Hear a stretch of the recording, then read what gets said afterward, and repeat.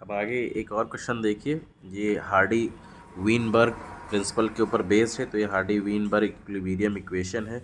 इस इक्वेशन को ध्यान रखिए, एक बार फिर से समझ लीजिए इसके टर्म्स के बारे में।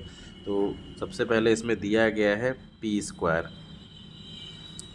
तो पी स्क्वायर होता क्या है इसको आप समझ लीजिए। पी स्क्वायर मतलब पी को बोलते क्या है, तो ये हो जाएगा आपका होमोजाइगस होमोजाइगस डोमिनेंट डोमिनेंट। अब होमोजाइगस डोमिनेंट का जो होगा रिप्रेजेंटेशन, वो कैपिटल से रिप्रेजेंट किया जाएगा, ठीक है। इसके बाद दूसरा आपको दिया गया है क्यू स्क्वायर। ये क्यू क्या होता है? क्यू होगा आपका होमोजाइगस रिसेसिव होमोजाइगस रिसेसिव, ठीक है।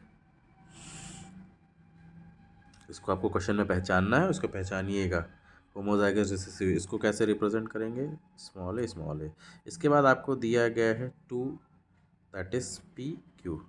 जो ये पी क्यू होगा ये हेट्रोजाइगस को रिप्रेजेंट करेगा, ठीक है।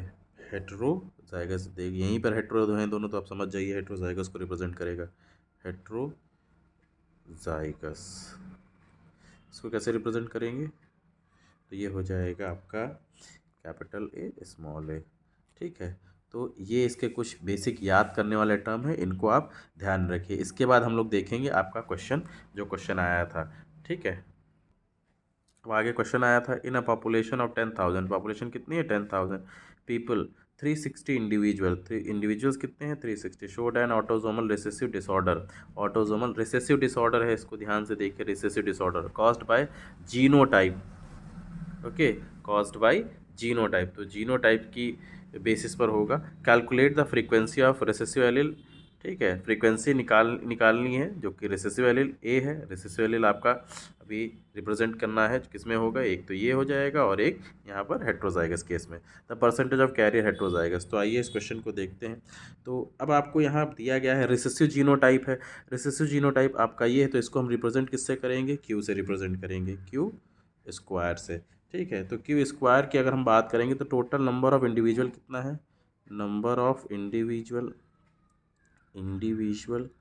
360, ठीक है। और टोटल पॉपुलेशन साइज कितना है? टोटल पॉपुलेशन, तो जितना पॉपुलेशन है और जितना इंडिविजुअल है, दोनों को फ्रैक्शन में ले लेंगे, तो ये बनेगा आपका क्यू स्क्वायर निकालने के लिए। अब देखिए पहले इसकी वैल्यू निकलेगी, 360 अपॉन 1000 कर देंगे। तो इसको आप डिवाइड करेंगे, तो डिवाइड करने पे देखिए कितना आएगा आपका। तो ये बन जाएगा आपका 0 पॉइंट, कितना हो जाएगा, पॉइंट लगाएंगे 36, ठीक है।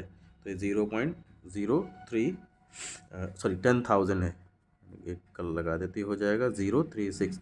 ये आपकी क्या आ जाएगी? ये आपकी क्यू स्क्वायर की वैल्यू आ जाएगी।